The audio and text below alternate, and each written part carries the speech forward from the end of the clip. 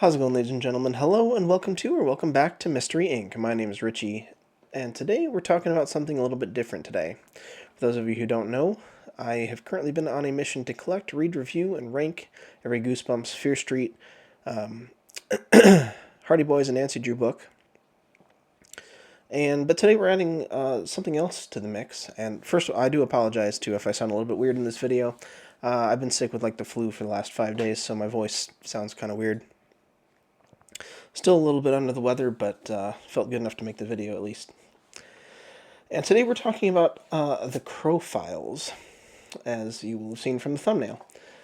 Now, if you don't know what the C.R.O.W files are, it doesn't surprise me. This is a brand new, and I say brand new meaning the first couple of books came out in October of 2025.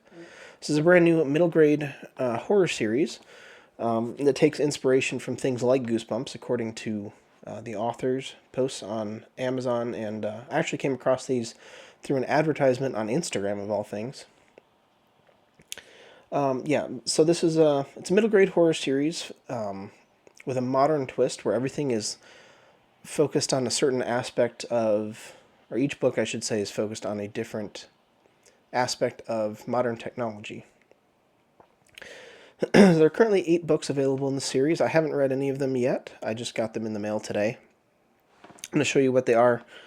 Take a look at the covers and stuff briefly. And yeah, I'm going to be adding these to my review list, I guess. I'll probably start reading the first one after I finish Jekyll and Hyde, which is current Goosebumps book I'm on right now. So the first book in the series here is book number 1, Face in the Filter. Which is about a character and her friend who they love creepy photo filters, I guess, on phone apps and stuff like that. And so something goes spooky with that, and all of a sudden her reflection and stuff is starting to not follow what she's doing in real life. So that sounds really interesting. I went ahead and picked up the series. I have considered branching out to some of the other Goosebumps, kind of knockoff series from the early '90s and stuff like that. I ended up picking this one up and adding this to my roster because I like that. They're, first of all, they're brand new. They're coming out right now. None of these books are even a year old at this point. And I just really like the idea of the modern technology twist too. Book number 2 here we have Year.Book. This one is something about a digital yearbook powered by AI that the school releases, and people start disappearing and getting archived away, and nobody can remember them, I guess. So that one sounds pretty interesting. Book number 3 is 404 Family Not Found. And from what I understand, the synopsis of this one, this is about a kid starts telling lies or something on the internet, and then they all start coming true. Sounds like a really cool concept. Book number 4 is Ghost Kitchen. This is one of the ones that really stood out to me when I was looking at the listing on Amazon. About a kid who orders DoorDash style deliveries or stuff late at night in secret. I don't know why it's a secret, but he discovers this strange restaurant called Midnight Menu, and yeah, that's about all I know from it. And things get weird with that, but that one sounded really fun.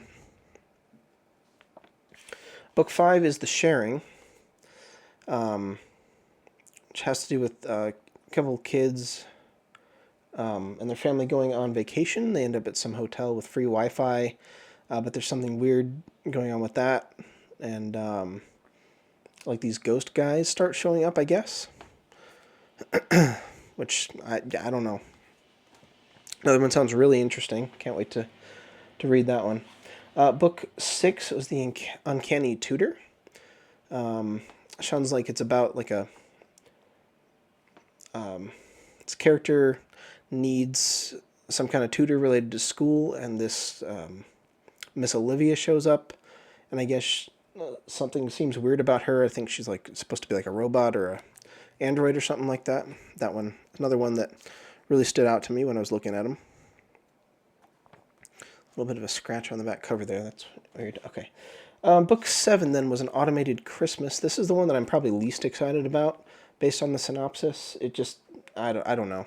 I really like that cover artwork and stuff, but I guess this kid ends up at the North Pole, something like that, and something to do with Santa's sleigh, but Santa's sleigh is like an automated delivery system now or something like that, and it takes off with the kid in the sleigh. I don't know. So that's the one that sounded the least exciting to me so far, but went ahead and picked up the whole series anyway. And then the last book, I'm not exactly sure how to read this title. It's a bunch of zeros, like a date and time there. And this was the one that made me want to pick up the whole series, really, based on the synopsis. It's a book that takes place at New Year's. You got a couple kids, and then, you know, at the stroke of midnight, like, the clocks all freeze and everybody's frozen except these kids. They got to figure out what's going on where, you know, time is frozen. Struck me as kind of like a, if you guys remember, if you're my age or older, you remember the Y2K nonsense back in 2000. That's kind of what I thought about when I saw this one. And yeah, this is the one that I'm probably the most excited to read out of all of them. I don't know which one I'm going to read first. If you have any suggestions, let me know. It's going to be a week or so before I get to that, because I want to finish Jekyll and Heidi first since I already started reading it.